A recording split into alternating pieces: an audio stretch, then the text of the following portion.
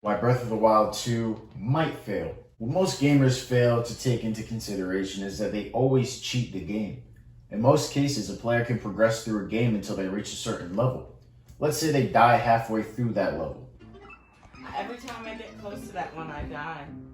Well, the thing is that a player can now replay the level with the additional knowledge of how they died in the first place. If the player doesn't want to die again, they will hold onto that bit of information to avoid dying in the same way. This concept is the most common in platformers such as Mario Bros, but believe it or not, it has shown up in many different games, including Breath of the Wild. You see, Breath of the Wild has had many new aspects that were introduced to players. Almost everything has physics and can be interacted with. A metal weapon or shield can be used as a conductor of electricity.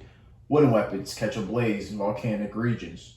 Frost weapons can keep the player cool in deserts or, again, volcanic regions. It's little things like that that really shape Breath of the Wild into something stand out. Those same things contribute to a large part of Breath of the Wild's difficulty. When you first play the game, sure, you notice that when you swing your swords, it takes blades of grass along with it, but did you know that you can use stasis to send metal boxes hurling towards enemies? Probably not until you became adventurous or saw it online. But that's the thing.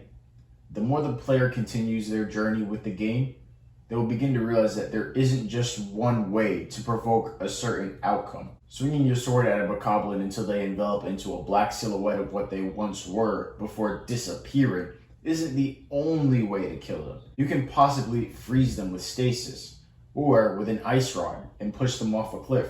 Let me ask you, when you first encountered a fire breath Lizalfos, for the first time, did you send an ice arrow their way to one-shot them?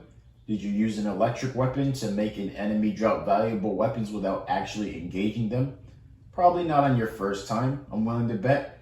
It wasn't until later that you realized metal weapons were conductors of electricity, and maybe you can use that to solve a puzzle. It's facts such as this that made Breath of the Wild so special, and it's the same thing that will make the sequel so dangerous. EG Aonuma has confirmed that this Breath of the Wild will take place in the same Hyrule. Therefore, if the game's dynamics don't change, it will more or less feel similar to replaying Breath of the Wild on another account. Oh no, there's a thunderstorm. Let me put away my metal weapons. Oh, I'm going to Eldin? Okay, let me just cook an elixir real quick. There's inevitably going to be a routine that the players will fall into if the fundamental changes aren't made in the sequel. This will be repetitive to the player no matter how much new content is added.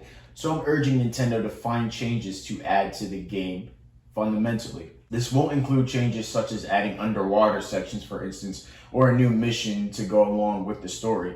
There should be some sort of change, for example, to the weapon system. Maybe adding different kinds of the same weapon, which would give it certain bonuses. Or there could be a large subset of weapons that monsters don't carry, and the player would have to craft them instead. Maybe a metal sheath could be crafted over wooden weapons, so they can be used in areas such as Eldin. Or maybe a rubber that can weaken metal weapons, but then allow them to be used in a thunderstorm or thunderous areas. But overall, if Nintendo doesn't shake up the dynamics of the game, the returning players will be able to thrive in the new game by carrying over dynamics from Breath of the Wild. This will dwindle the enjoyment of the sequel, for we, as the returning players, have spent hundreds to thousands of hours on Breath of the Wild initially, coming up with a vast array of different techniques to be used to traverse the land and eliminate monsters. But what are your thoughts? Breath of the Wild will most likely be revealed at Nintendo's E3 tomorrow, which I will be streaming. Make sure to check out twitch.tv/emdog5 if you want to be a part of that. Also, make sure to follow my Twitch channel, subscribe to the Wave Clan channel, and I will see you guys tomorrow. You better fucking be there.